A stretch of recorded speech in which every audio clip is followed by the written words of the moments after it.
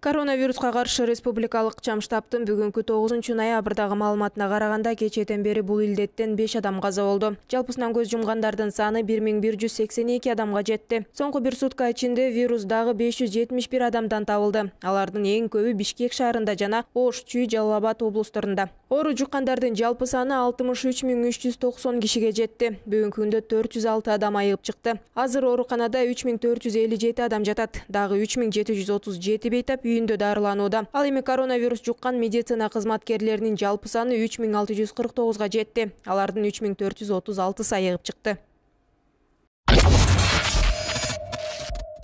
Президенттин милдетин аткаруучу премьер-министр Садыр Жапаров Нарын облусундагы иш сапарынын алкагында Нарын облусунун эли менен жолугушту. Бул тууралуу өкмөттүн басма сөз кызматы билдирди. Садыр Жапаров эл алдында сөз сүйлөп жатып, аймактардагы абалды жеринен көрүү максатында республиканын региондорун кыдырып жатканын билдирди. Ал ошондой эле оозунан чыккан ачуу чындыкты угууга жана көп жылдардан бери Нарын облусунун калкынын топтолуп келген көйгөйлөрүн чечүүгө даяр экендигин кошумчалады. Садыр Жапаров региондо электр энергиясынын баасын төмөндөтүү маселеси каралаарын жергиликтүү тургундардын суроолоруна жооп берип жатып билдирди. Муну азыр эмес, мен сразу айтып коеюн, азыр эмес, мына бул кышта эмес, жаздан баштап алсак болот экен. Азыр деле алсак болот эле, бирок эл деген эл, мисалы мына ограниченияны алды дегенден кийин баягы экономить этип отурган эл көмүрдү таштап салып туруп бардыгыңар электр энергияга өтүп кетет экенсиңер.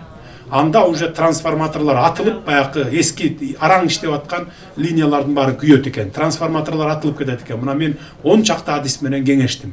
Ошондуктан муну эптеп ушул жаздан ушу 30 жыл чыдадыңар, эми бир кыш чыдап койгула. Майга чейин Кудай буйрса чыдагыла, майдан кийин сөзсүз ограничениени алабыз. Жана ошондой эле аймактын инфраструктурасын жакшыртуу, жерди трансформациялоо жана социалдык маселелерге көңүл буруу маселелер айтылды. Жолугушуунун соңунда Садыр Жапаров тармактык мамлекеттик органдарга Нарын облусунун калкы көтөргөн ар бир маселени карап чыгуу, ошондой эле кыска убакыттын ичинде аларды чечүү боюнча чараларды көрүү тапшырмасын берди. Белгилей кетсек, өкмөт банктардан насыя алган жарандарга колдоо көрсөтүү механизмин иштеп чыкканы белгилүү болду. Жапаровдун айтымында каржылык булак аныкталды. Жардам 100 000 сомго чейинки өлчөмдөгү насыясы барларга берилет жана бул үчүн бюджеттен 1 миллиард 200 миллион сом жумшалат.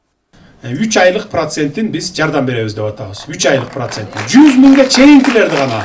Андан өйдө карай мамлекеттин күчү жетпейт экен. Болгон күч аракетибизди жумшадык. Эми баягы 100 000ге чейинкилер дегенди билесиздер өзүңүздөр, аябай начар турмушта жашагандар. 20 000 алган, 50 000 алган, 80-90 000 анан 100 000 алган дегендер. Бул маселени 10 чакты 15 күндөн бери иштеп атканбыз. Кечээ күнү уже окончательно отуруп чечиштик муну. Булактарын таптык, 1 миллиард 200 миллион сом кетет экен бюджеттен, мамлекеттен. Бирок ошол 600 канча миң үй бүлөгө баягы кредит алган 100 000ге чейинкилерге ошо 3 айлык жардам берет экенбиз. Анын эми токтом чыгат, токтомго көргөзө жазып коебуз. Банк менен жана финансовый компаниялар менен барып баягы чечишкенде декабрь, январь, февральныкын деп атабыз. Баягы пандемия убагында жардам бере алган жок да мамлекет. Мурдагы президент Алмазбек Атамбаевдин тарапташтары ачкачылык жарыялашты. Наразычылык акциясына чыккандар Ак үйдүн алдына келишип, Алмазбек Атамбаевке жана башка тарапташтарына карата акыйкат чечим чыгарылышын жана соттор ачык болушун талап кылышты. Алар колдоруна плакаттарды кармап алышкандыгын көрүүгө болот. Эске салсак, Алмазбек Атамбаев былтыр август айында кармалгандан бери улуттук коопсуздук боюнча мамлекеттик комитетинин тергөө абагында кармалып келген. 26 октябрда Бишкектеги номер 1 тергөө абагына которулган. Атамбаев номер 1 тергөө абагында шарты жок камерага отургузгандыгына байланыштуу ачкачылык акциясын жарыялаган. 27 октябрда номер 47 абакка которулгандан кийин ачкачылык акциясын токтоткон. 6 октябрга караган түндөгү тополоңдо Атамбаев жана аны менен кошо камалгандар. Бишкек ЖЭБтеги коррупцияга байланыштуу соттолгондордун бир тобу тарапташтардын менен түрмөдөн бошотулган. Кийинчерээк Алмазбек Атамбаев Кой Таштагы үйүнөн кармалып түрмөгө кайтарылган.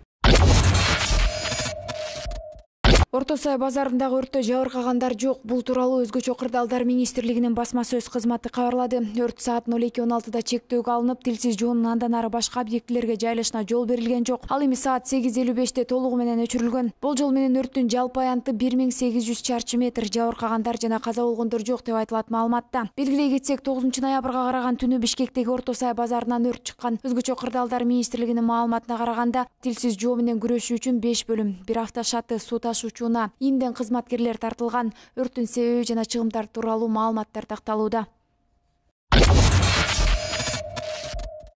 Ички иштер министрлигинин экстремизмге жана мыйзамсыз миграцияга каршы күрөшүү боюнча кызматы Балыкчы шаарынын четиндеги талаада курал, оқ-дары жана баңгизаттар сакталып турган жерди тапты. Бул тууралуу ИИМдин маалымат кызматы билдирип, окуя болгон жерде тартылган видеону өздөрүнүн YouTube каналына жүктөдү. Аталган кызмат кеңири масштабтагы иш аракеттеринин негизинде бул боюнча маалымат алган. Курал жарак сакталып турат делген жерге экстремизмге жана мыйзамсыз миграцияга каршы күрөшүү боюнча кызматынын өкүлдөрү Балыкчы шаардык милициясынын тергөөчүлөрү менен бирге барган. Алар сумкага салынып катылган Калашников үлгүсүндөгү куралды, граната, бычак, баңгизат, спирт жана табылбаш үчүн кийип алуучу бир нече даана баш кийим табышкан деп айтылат маалыматта. Аталган факт жазык кодексинин 253 беренесине курал, оқ-дарыларды мыйзамсыз жүгүртүүгө ылайык кылмыштардын жана жоруктардын бирдиктүү реестерине каттоого алынды. Учурда аларды каткандардын ким экендигин аныктоо иштери жүрүүдө.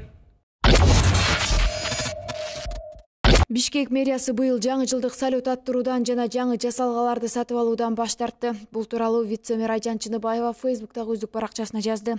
Мэриянын кызматкерлери жана шаардын мэри Балбак Төлөбаев менен биргеликте жаңы жылдык фейерверктен жаңы жасалгаларды сатып алуудан баш тартууну чечтик. Шаардын көчөлөрүн жана башкы аянтты кооздоо үчүн колдонууга мүмкүн болгон көрүнүктүү жасалгалардын баары колдонулат. Шаар тургундары менен биргеликте өзгөчө көңүл бурууга жана колдоого муктаж болгондордун баарын куттуктоону пландап жатабыз.